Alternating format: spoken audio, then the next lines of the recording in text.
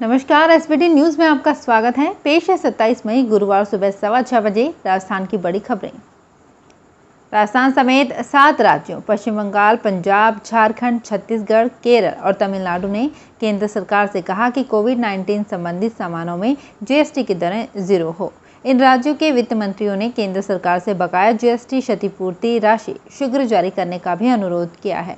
28 मई को प्रस्तावित GST counselling की बैठक से पूर्व राजस्थान की मेजबानी में इन राज्यों के वित्त मंत्रियों की वीडियो कॉन्फ्रेंसिंग के माध्यम से अहम बैठक हुई। राज्य के यूडीएच मंत्री शांति धारीवाल ने बुधवार को अपने आवास से आयोजित वर्चुअल मीटिंग में 6 राज्यों के वित्त मंत्रियों से संवाद किया।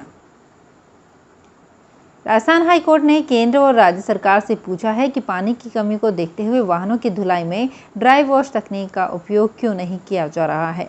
मुख्य न्यायाधीश इंद्रजीत मोहंती और न्यायाधीश सतीश शर्मा ने यह आदेश सेवा फाउंडेशन की जनहित याचिका पर दिए। जनहित याचिका में बताया कि सर्विस स्टेशन सहित अन्य स्थानों पर वाहनों की धुलाई के लिए पानी का उपयोग किया जाता है। एक कार की धुलाई में कम से कम 125 लीटर पानी का उपयोग किया जाता है। याचिका में कहा गया कि प्रदेश में हमेशा पेयजल संकट रहता है। ऐसे में सरकार को ये निर्देश दिए जाएं कि वो वाहनों की धुलाई के लिए ड्राई वॉश तकनीक को अनिवार्य करे। पीएम केयर फंड से आए वेंटिलेटर को निजी अस्पताल को किराए पर देने के मामले में राजस्थान हाईकोर्ट के समक्ष लंबित याचिका में याचिकाकर्ता की ओर से शपथ पत्र पेश किया गया। राज्य सरकार पर गंभीर आरोप लगाए गए हैं। राज्य सरकार की ओर से शपथ पत्र का जवाब पेश करने के लिए समय मांगा गया। इस पर अदालत ने मामले की सुनवाई जुलाई माह के प्रथम सप्ताह में रखी है। मुख्य न्यायाधीश इंद्रजीत मोहंती और न्यायाधीश सतीश शर्मा ने यह आदेश विजय कुमार गोयल और अन्य की जनहित याचिका पर दिए। इंदिरा गांधी नहर में चल रही बंदी अब जल्द समाप्त होने जा रही है। इसके तहत 26 मई को राजस्थान क्षेत्र की नहरों के लिए बांधों से करीब 8200 क्यूसेक पानी प्रवाहित कर दिया गया है। इस पानी के 28 मई तक हरिके बैराज व 30 मई तक राजस्थान सीमा के मसीता वाली हेड पर पहुंचने के आसार हैं। इसके बाद नहरों में पानी प्रवाहित होने लगेगा।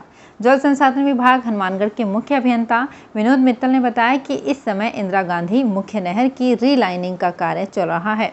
उन्होंने बताया कि जल्द नहरबंदी समाप्त होने पर इंदिरा गांधी नहर में 7200, भांखड़ा में 1200, सिद्धमुख नोहर परियोजना में 650 क्यूसेक पानी 10 जून तक चलाएंगे। आईआईटी खड़गपुर ने ज्वाइंट एंट्रेंस एग्जाम एडवांस्ड 2021 को टाल दिया है। देश भर में कोरोना से बिगड़े हालात के मद्देनजर ये फैसला लिया गया है। ये एग्जाम 3 जून को होने थे।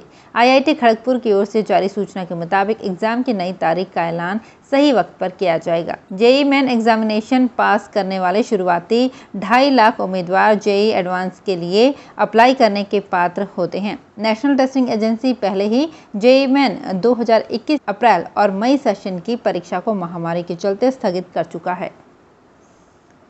पश्चिम बंगाल, ओडिशा में तबाही मचा रहे यास चक्रवात का असर बिहार में दिखने लगा है।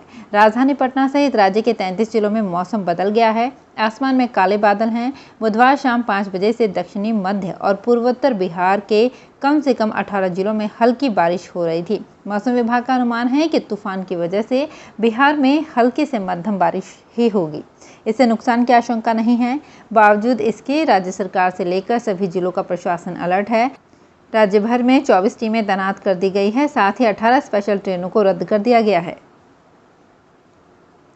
राजस्थान में बीते 24 घंटे में कोरोना के 3886 नए मामले दर्ज किए गए हैं, जबकि 107 कोरोना संक्रमितों की मौत हुई है और 13,192 कोविड मरीज ठीक होकर अपने घर गए हैं। वहीं राजस्थान में अशोक गहलोत सरकार ने कोरोना संक्रमण से बचाव और नियंत्रण के लिए 8 जून तक लॉकडाउन बढ़ा दिया है।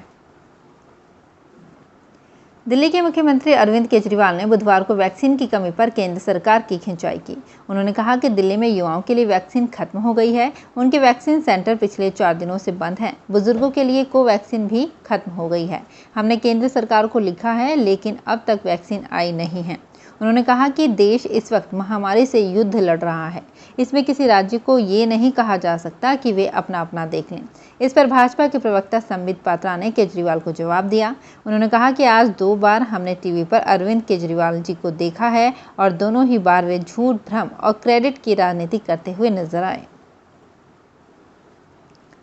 राजस्थान सरकार ने राज्य के समस्त शहरी क्षेत्रों में स्थित भूखंडों अथवा भवनों की वर्ष 2019-20 तक की बकाया लीज राशि एक मुश्त जमा कराए जाने पर ब्याज राशि में दी जा रही 100% छूट की अवधि को 31 जुलाई 2021 तक बढ़ाने के प्रस्ताव को मंजूरी दे दी है।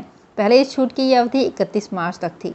मुख्यमंत्री अशोक गहलोत ने इसके लिए एक प्रस्ताव को मंजूरी दी है।